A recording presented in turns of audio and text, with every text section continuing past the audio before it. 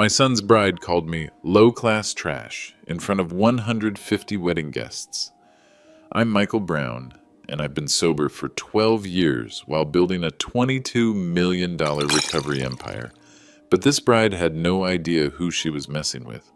What happened next exposed her entire wealthy California family as hired actors, costing $1,500 per day each.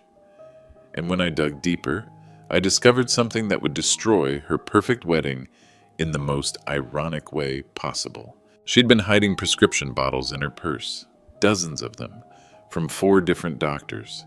The woman calling me damaged goods for overcoming addiction was secretly popping pills throughout her own engagement. When the truth came out, her fake family literally ran from the reception. Pills were scattered across the head table. My son took off his wedding ring and walked away. But that was just the beginning.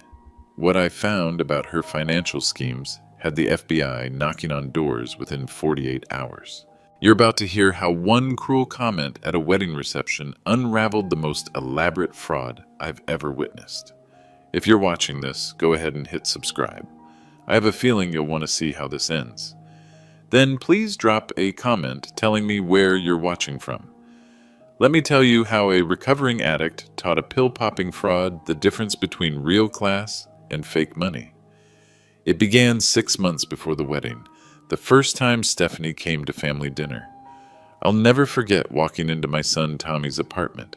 Stephanie was sitting on his couch, and when I handed her the flowers I'd brought, she literally pulled her hand back like I might contaminate her. "Tommy didn't tell me you were coming," she said, not taking the bouquet. My son looked embarrassed. "Dad, this is Stephanie. Stephanie, this is my father." She gave me this tight smile. "Oh, the one with the, situation."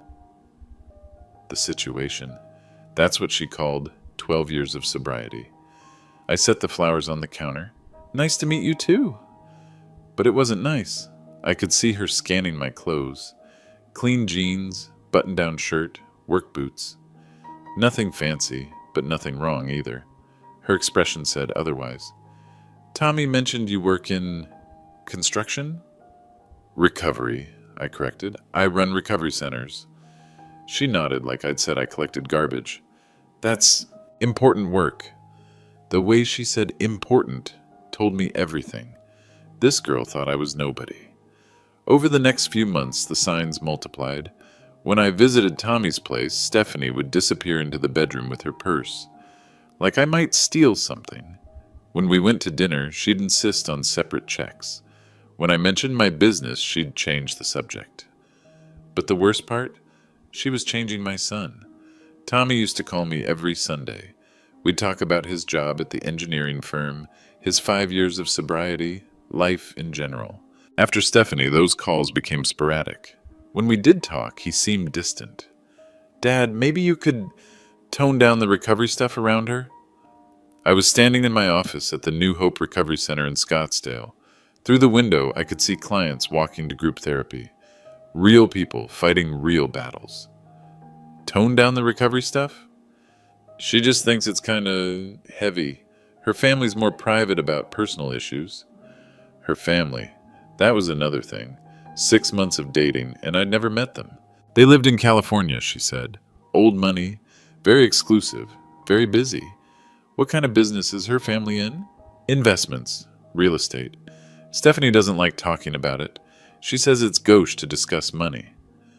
I hung up that day feeling smaller than I had in years. Here I was, running 8 recovery centers across Arizona, employing 200 people, helping thousands get clean. But to this girl and her mysterious family, I was just a former addict who got lucky. The final straw came 3 weeks before the wedding. I was at Tommy's place, helping him move furniture. Stephanie was in the kitchen on the phone with someone, her mother apparently. "No, Mother, you don't understand. His father has a past. Drug issues, I know, but what can I do? Tommy's already attached." She didn't know I could hear her. "Well, at least we don't have to socialize with him much after the wedding. I've made sure he's at table 12. In the back, near the service entrance." Table 12, near the service entrance. I'd been in recovery long enough to know when someone was trying to make me feel ashamed, but I'd also been in business long enough to know when someone was lying. Because here's the thing about Stephanie's family that never quite added up. If they were so wealthy and established, why had I never seen a single photo of them? Why did all their social media accounts look so new? And why, when I casually Googled their last name plus California real estate, did absolutely nothing come up? Most people would let it slide. Most people would sit at table 12 and keep their mouths shut. But most people haven't spent 12 years learning that staying silent about problems only makes them worse. It was time to do some digging. The rehearsal dinner was Friday night at Desert Ridge Country Club. $25,000 for the weekend, Tommy told me proudly. Stephanie's family was paying, of course. I sat in my truck in the parking lot, staring at the building. Through the windows, I could see elegantly dressed people mingling with champagne glasses. Stephanie's family had flown in that morning, all 6 of them. Mother, father, 2 aunts, an uncle, and a cousin. I'd finally get to meet the people who thought I belonged at table 12. But as I sat there, something my sponsor Jerry told me years ago came back. Michael, the worst thing about addiction isn't the drugs. It's letting people make you feel like you deserve less than respect. If I stayed quiet tonight, what message was I sending? To Tommy, that it was okay to let his future wife disrespect his father. To myself, that 12 years of sobriety and building a business meant nothing if the wrong person said so. To every client who walked through my recovery center doors, that shame never really goes away. The stakes weren't just personal anymore. I thought about Marcus, a 24-year-old who'd been clean for 6 months. He'd told me last week, "Mr. Brown, I'm scared my girlfriend's parents will find out about my past. What if they make her choose?" I'd told him what I always told clients. Your past is part of your story, not your whole story. Anyone who can't see your worth doesn't deserve your time. Now here I was, taking my own advice, or failing to. I pulled out my phone and looked at the text I'd received that afternoon from Dr. Sarah Williams, my business partner at the recovery centers. Sarah and I had built this empire together, her medical expertise, my lived experience. "Michael, you asked me to look into something discreetly. Call me. We need to talk." I'd asked Sarah for a favor 3 weeks ago, right after overhearing Stephanie's phone conversation. Sarah had connections in California from her residency at Stanford. I'd asked her to make some quiet inquiries about Stephanie's family.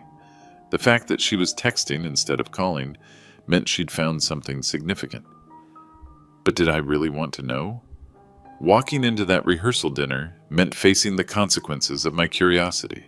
If Sarah had found something damaging about Stephanie's family, I'd have to decide what to do with that information. I could ignore it, sit at table 12, let my son marry someone who looked down on me, pretend the last 12 years of rebuilding my life meant nothing. Or I could use whatever Sarah had found. Risk my relationship with Tommy.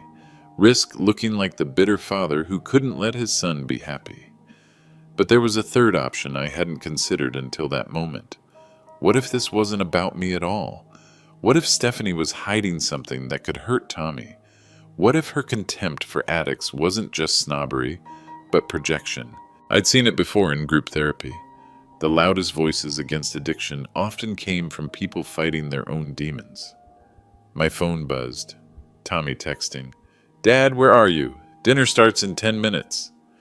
I looked at myself in the rearview mirror, 51 years old, 12 years clean, 8 recovery centers, hundreds of employees, thousands of lives changed. But none of that mattered if I didn't stand up for it. I thought about my late wife, Maria. Cancer took her 9 years ago, but before she died, she made me promise something.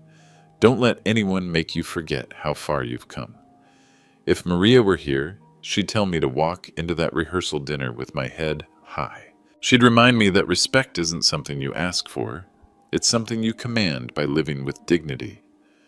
The choice wasn't really about Stephanie anymore. It was about whether I believed my own recovery story. I called Sarah back. "Michael, thank God. Listen, you were right to be suspicious. Stephanie's family, They're not who they claim to be. What do you mean? I mean they don't exist. Not the way she's described them. The real estate business, the old money, the California connections, it's all fabricated. My heart started pounding. Are you sure? I'm looking at casting agency contracts right now. Her entire family are actors, Michael. Professional actors hired for your son's wedding. The stakes had just changed completely. This wasn't about a snobbish future daughter-in-law anymore. This was about my son marrying someone who'd built their entire relationship on lies. And suddenly, Table 12 didn't seem so bad. It gave me the perfect vantage point to watch everything fall apart. I walked into that rehearsal dinner with Sarah's words echoing in my head. Professional actors, casting agency contracts. But I needed to be smart about this. Accusations without proof would make me look desperate. So I decided to test my theory. The first person I approached was Stephanie's father, a distinguished man in his 60s with silver hair and an expensive suit. You must be Richard, I said, extending my hand. I'm Michael, Tommy's father. He smiled warmly. Wonderful to finally meet you. Stephanie's told us so much. I bet she has. So you're in real estate? Commercial development mostly. California markets. Which areas specifically? A slight pause. Oh, various regions. Northern California, primarily. I nodded. My recovery centers work with a lot of commercial developers. Maybe we know some of the same people. What's your company called? Another pause. Longer this time. Hartwell Properties. We're fairly boutique. Hartwell Properties. I made a mental note to Google that later, though I suspected I wouldn't find much. And how long have you been in business? 23 years this fall. Interesting. Very specific number for someone who seemed nervous about details. I moved on to Stephanie's mother, an elegant woman dripping in jewelry that looked expensive but somehow new, like it hadn't been worn much. Margaret, right? Beautiful necklace. She touched it reflexively. Thank you. It's been in the family for generations. Really? It looks like Tiffany. Recent collection? Her smile faltered for just a moment. Oh, no, it's much older than that. European. My late wife loved jewelry. She had a good eye for provenance. May I? I leaned closer to examine the necklace, and there it was, a tiny Tiffany hallmark that anyone who'd spent time in jewelry stores would recognize. Recent, not vintage. Gorgeous piece, I said. Your family has excellent taste. The evening continued like this. Small conversations, gentle probing, watching for inconsistencies. Stephanie's uncle claimed to be a wine collector but mispronounced Bordeaux. Her aunt said she summered in the Hamptons, but didn't know which towns were actually in the Hamptons. The cousin claimed to have gone to Yale, but couldn't name a single residential college. But the real test came when I sat down next to Stephanie herself. Your family seems wonderful, I said. They are. Very accomplished. Your father mentioned Hartwell Properties. I looked them up on my phone. Interesting that there's no website. Stephanie's jaw tightened slightly. They're very private. Old school. Of course. And your mother's jewelry collection is impressive. Family heirlooms. That Tiffany necklace especially. The Celeste collection, right?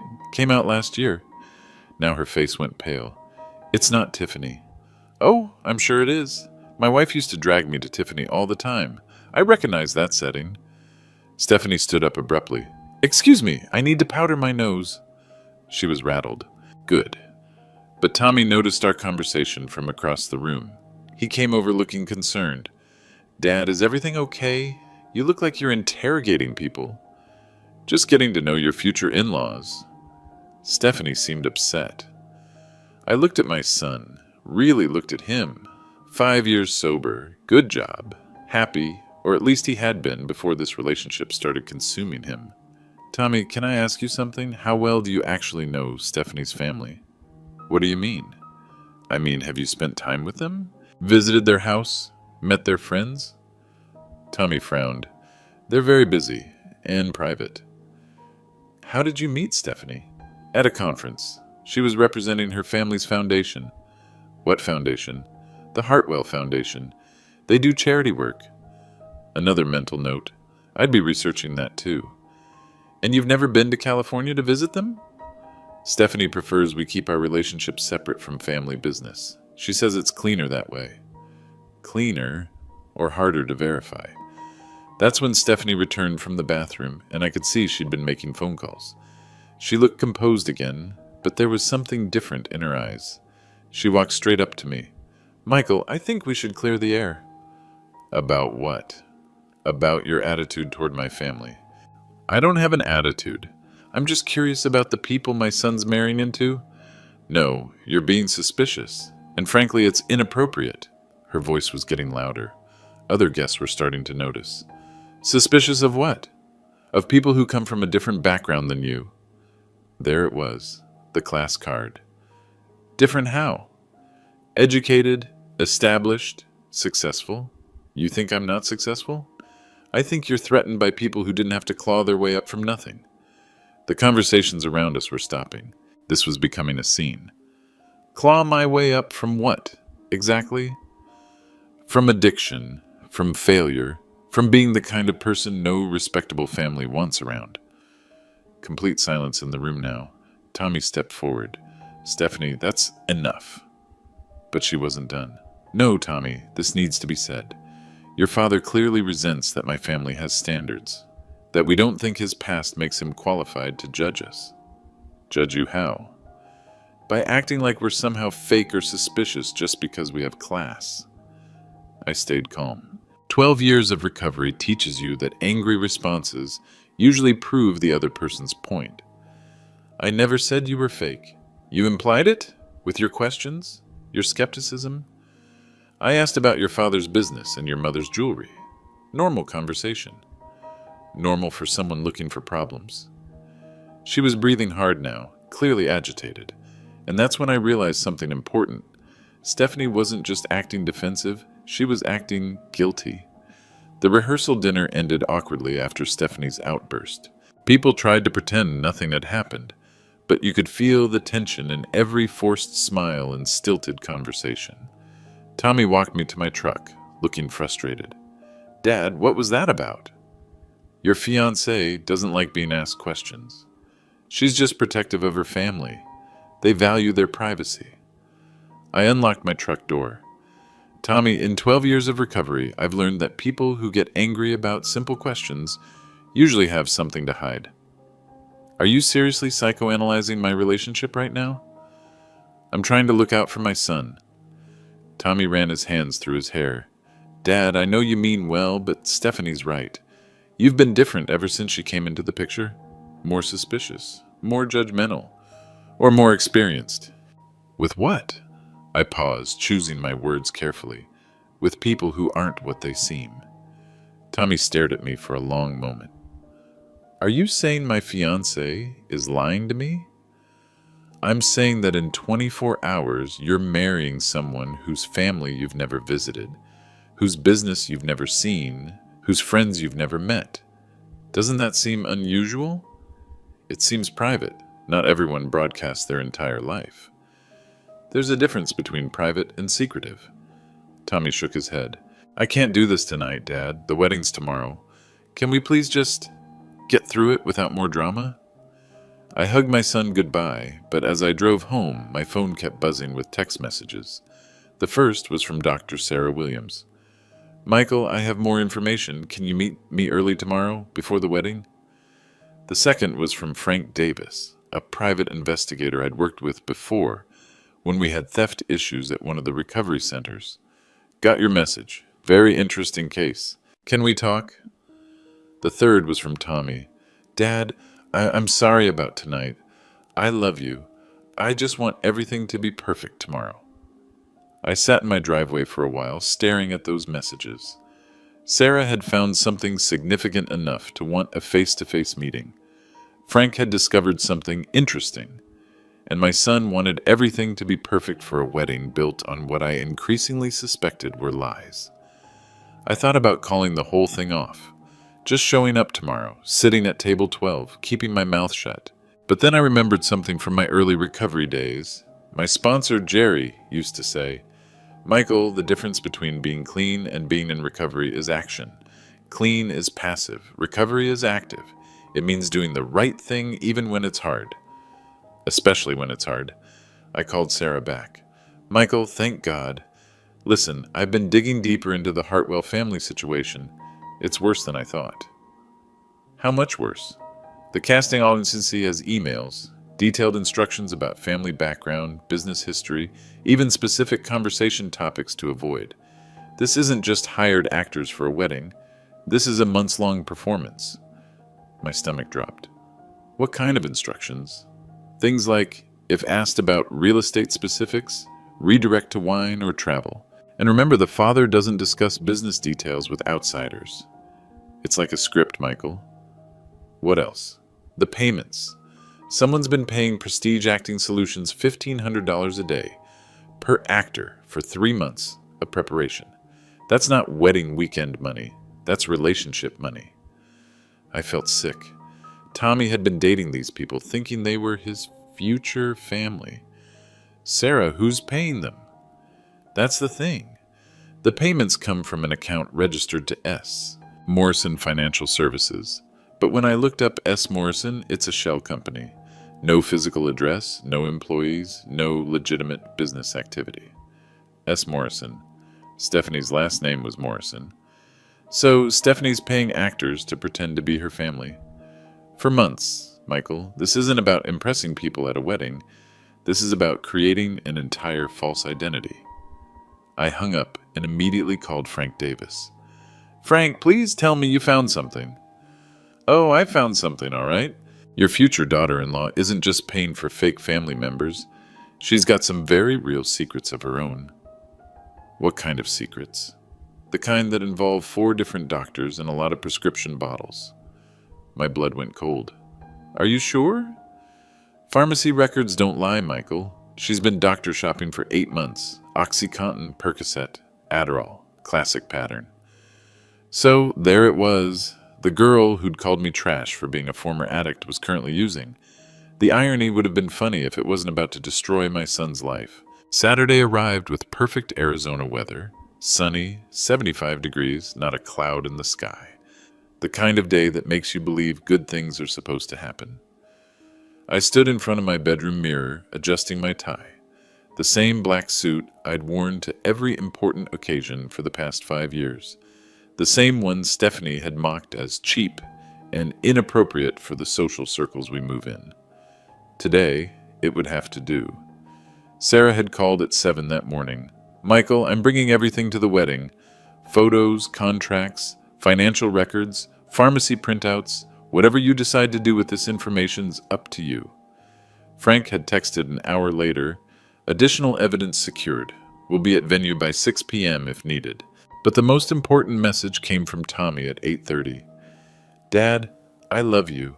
Thank you for being here today. I know Stephanie and you got off on the wrong foot, but I really think you two will learn to appreciate each other. Appreciate each other, if only he knew.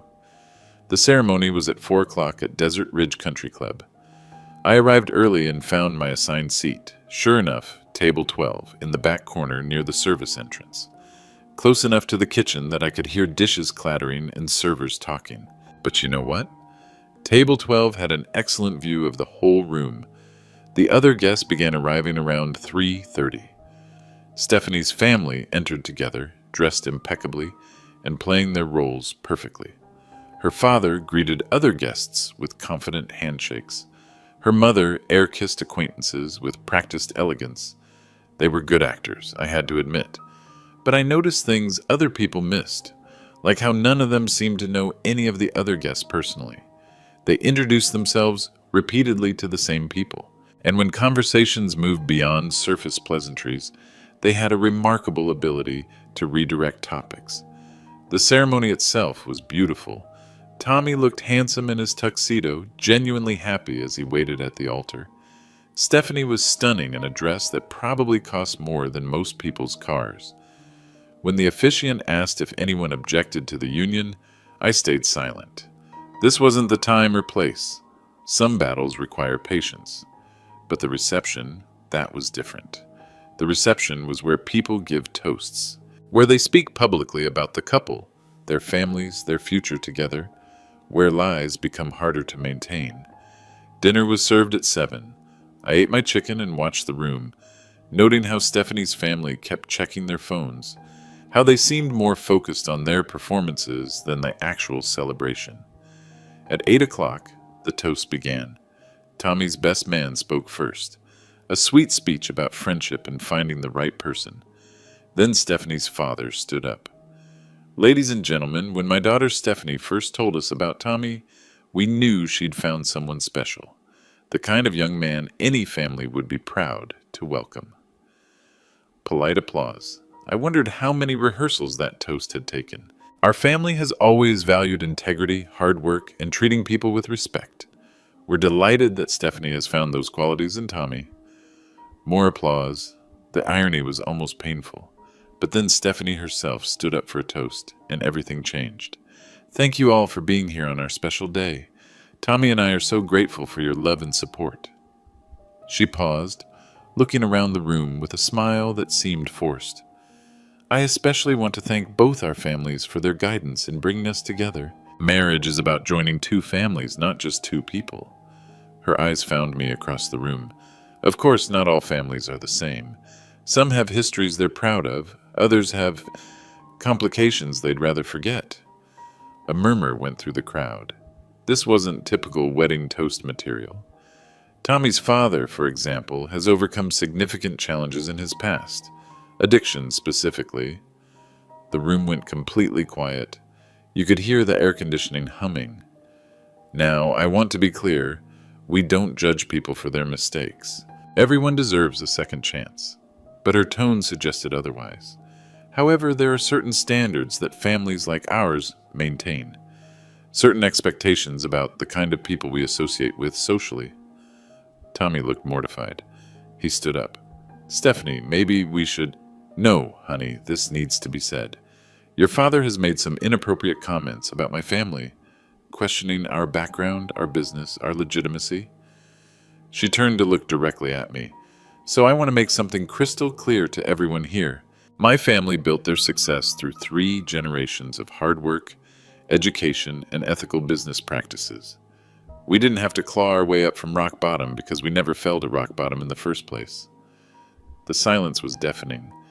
We understand that not everyone has been so fortunate, and we're willing to overlook certain deficiencies for Tommy's sake, but we will not tolerate disrespect from people who should be grateful just to be included in civilized society. My hands were shaking, not from anger, but from the effort it took to stay calm.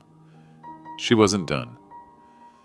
So while we welcome Tommy's father into our extended family, we hope he understands that there are boundaries, social boundaries, professional boundaries, and personal boundaries that people from our background simply cannot cross.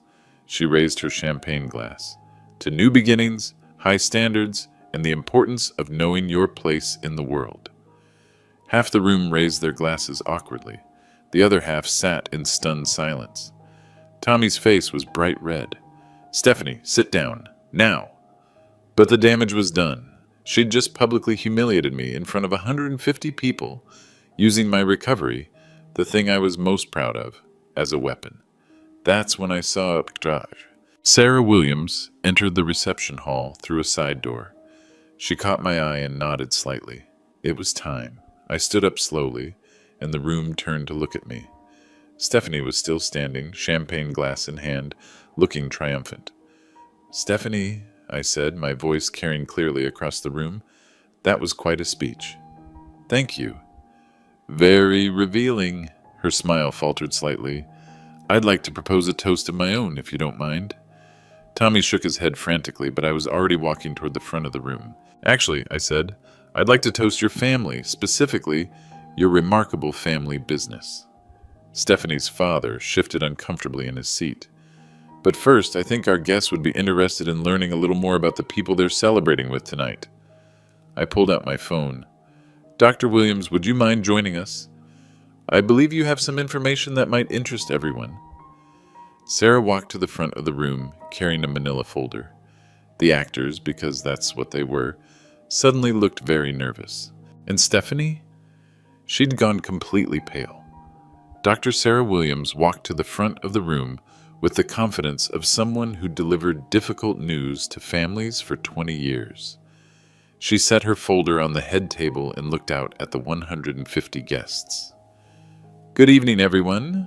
I'm Dr. Sarah Williams, Michael's business partner at New Hope Recovery Centers." Stephanie was still standing, champagne glass trembling in her hand. "This is highly inappropriate. This is our wedding reception." "You're absolutely right," I said. "A wedding reception should be about celebrating the union of two families. So let's talk about families." Sarah opened her folder. 3 weeks ago, Michael asked me to do some research on Stephanie's family background. As a medical professional and business owner, I have access to certain databases and professional networks. Stephanie's father started to stand up. "Now see here.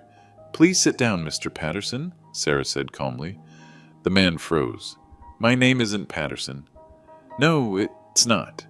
Your name is Robert Patterson, and you're a character actor represented by Prestige Acting Solutions in Los Angeles." A gasp went through the crowd. Sarah pulled out a photograph. "This is your headshot from their website.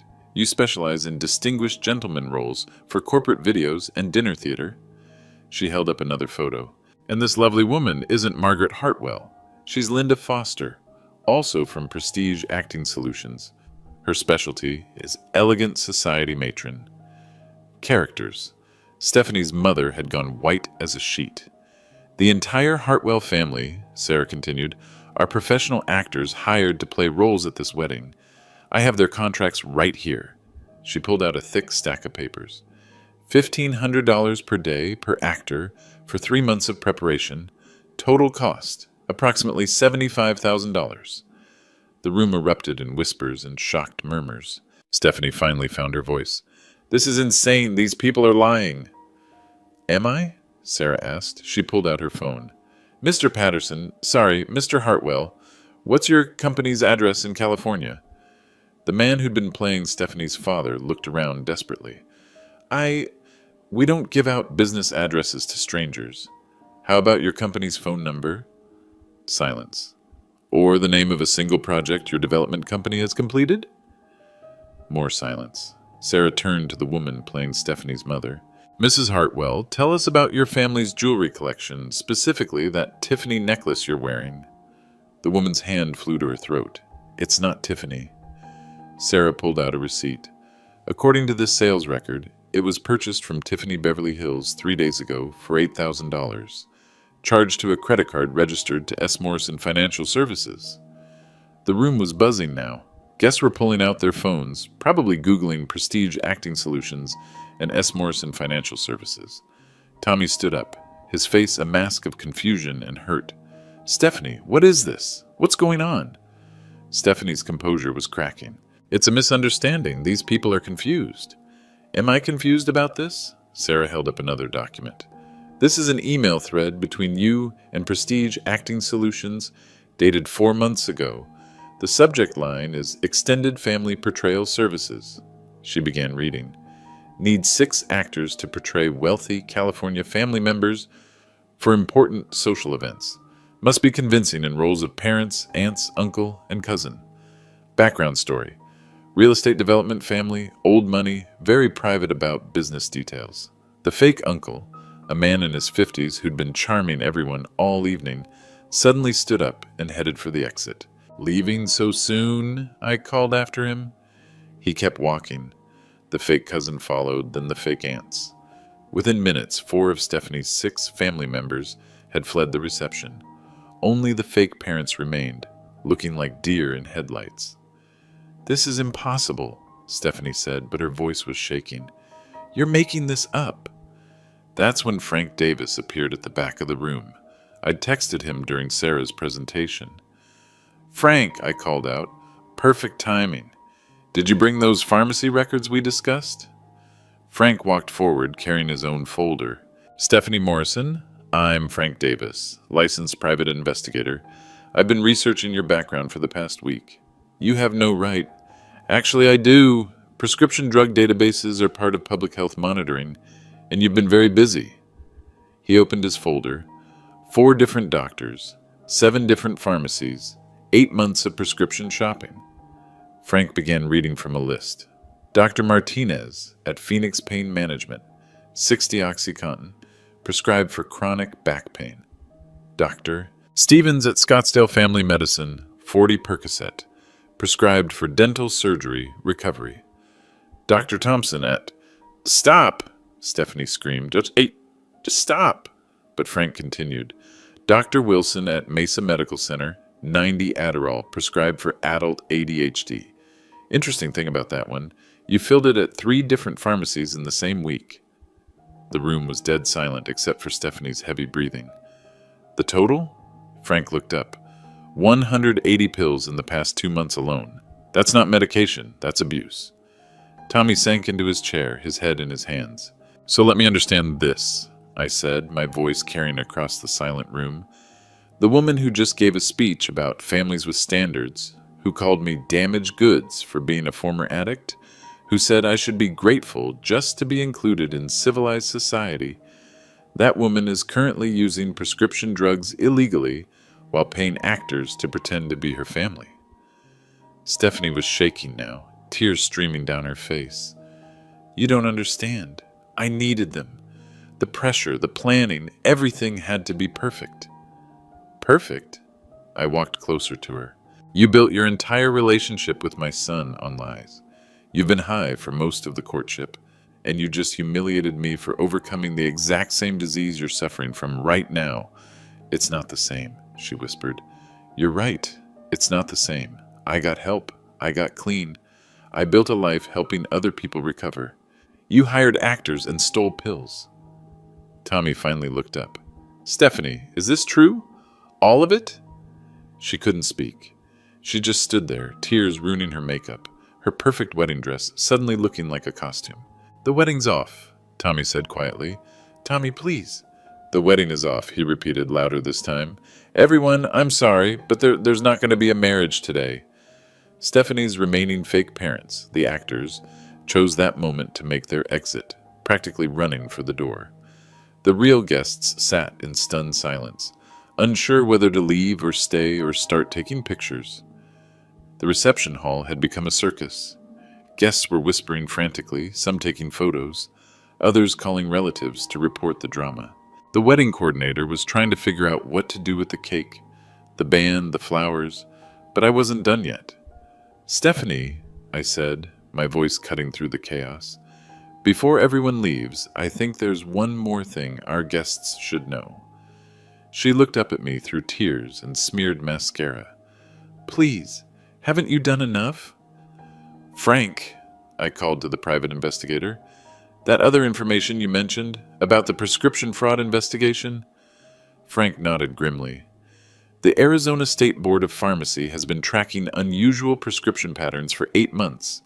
Your name flagged their system 3 weeks ago. Stephanie's face went chalk white. What does that mean? Tommy asked. It means, Frank explained, that obtaining controlled substances through deception, using multiple doctors, or filling prescriptions at multiple pharmacies to avoid detection are all felonies under Arizona law. Felonies? Stephanie whispered. Class 4 felonies, specifically, punishable by up to 3 years in prison. The remaining wedding guests were riveted now. This wasn't just family drama anymore. This was a criminal matter unfolding in real time. Dr. Sarah Williams stepped forward. Stephanie, as a medical professional, I'm required to report suspected prescription drug abuse to the appropriate authorities, especially when it involves illegal procurement methods.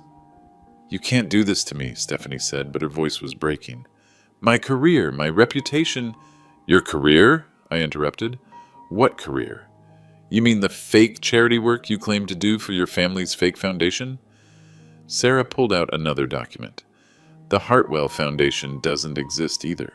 The website was created 6 months ago using stock photos and plagiarized content from legitimate charities.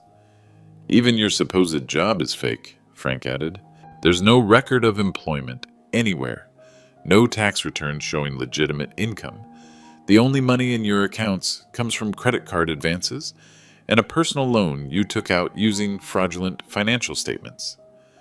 Tommy stood up slowly, his face a mixture of heartbreak and anger. So nothing was real? Nothing at all? Stephanie reached for him.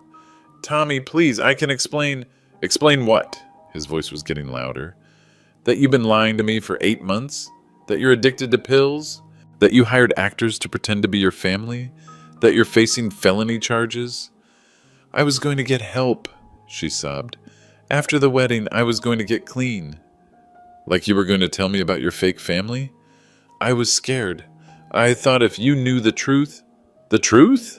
Tommy was shouting now. The truth is you're exactly what you accused my father of being, except he got help and built something real. You just built more lies. That's when Stephanie's purse, which had been sitting on the head table, suddenly tipped over. Pills scattered across the white tablecloth, dozens of them.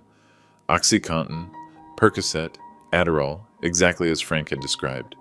The symbolism was perfect. All her secrets spilling out in front of everyone.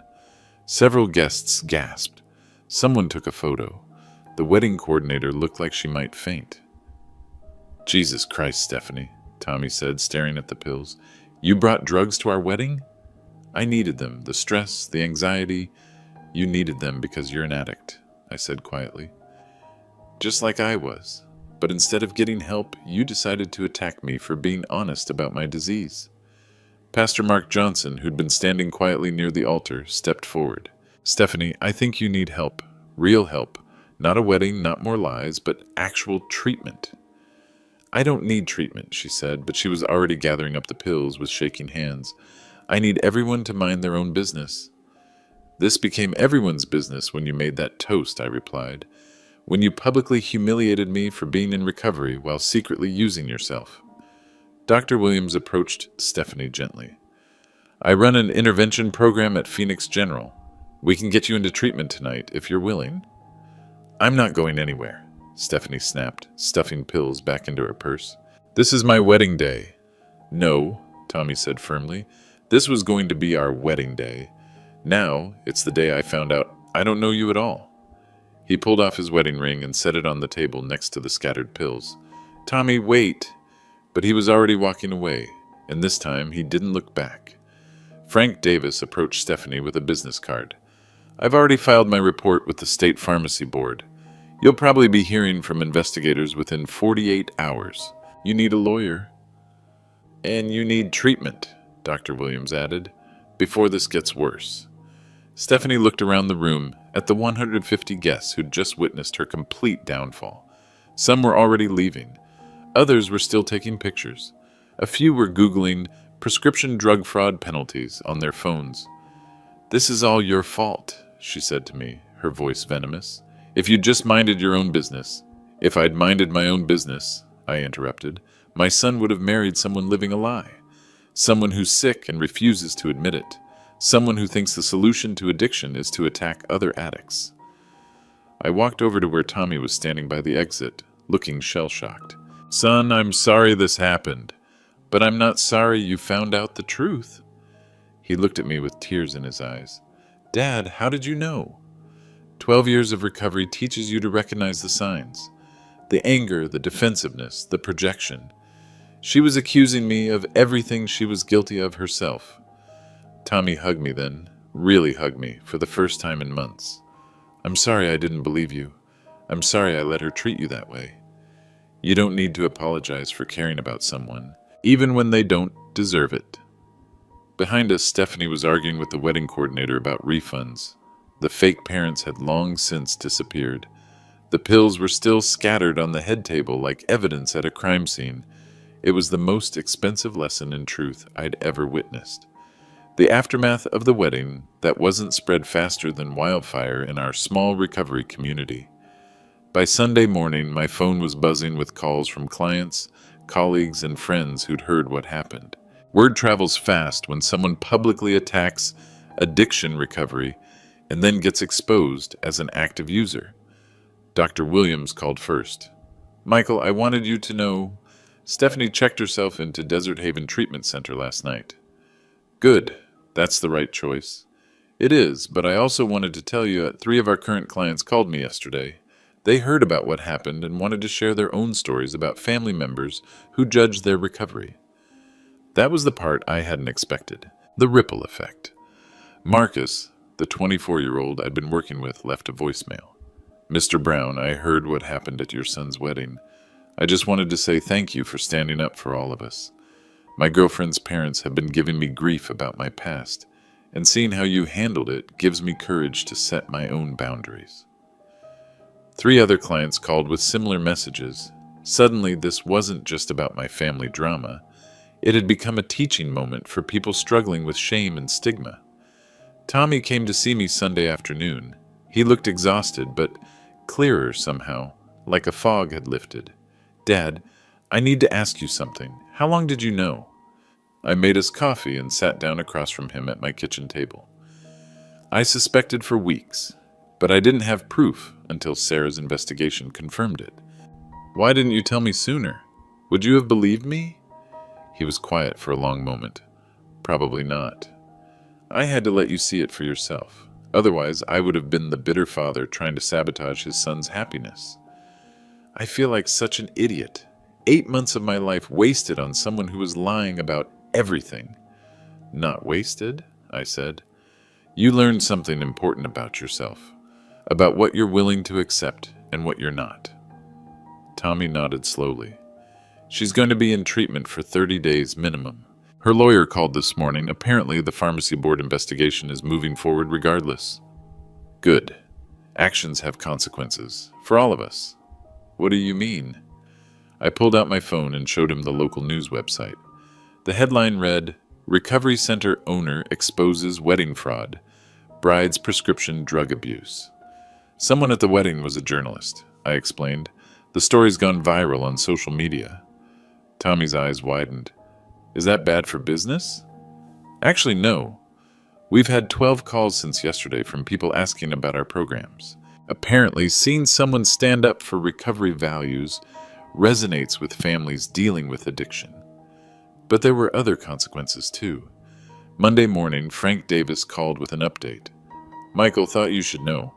The FBI is looking into S. Morrison Financial Services. Turns out Stephanie's fake company was used for more than just paying actors." "What do you mean?"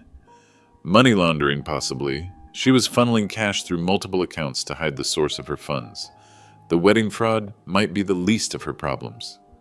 That afternoon, Dr. Bedford Williams stopped by my office with more news. "The actors are cooperating with investigators. Apparently, Stephanie hired them for more than just your son's wedding. She's been using fake family members for business meetings, social events, even job interviews for the past year." "How is that possible?" "She's been living in a complete fantasy. The deeper we dig, the more elaborate the deception becomes." But perhaps the most significant consequence came Wednesday, when Pastor Mark Johnson called. "Michael, I've been thinking about what happened at the wedding. Would you be willing to speak at our community addiction forum next month?" "About what?" "About standing up to stigma, about not letting shame define your recovery. We have a lot of families dealing with these issues." That's when I realized the real impact of what had happened. It wasn't just about exposing one person's lies. It was about refusing to accept that recovery makes you somehow less worthy of respect. Thursday brought a call from the Arizona Department of Health Services. "Mr. Brown, we understand you were instrumental in identifying a case of prescription drug fraud. We'd like to discuss having your recovery centers participate in our new monitoring program." By Friday, 3 other recovery center owners had reached out wanting to know how we'd handled the situation. Apparently, addiction shaming by family members was more common than I'd realized.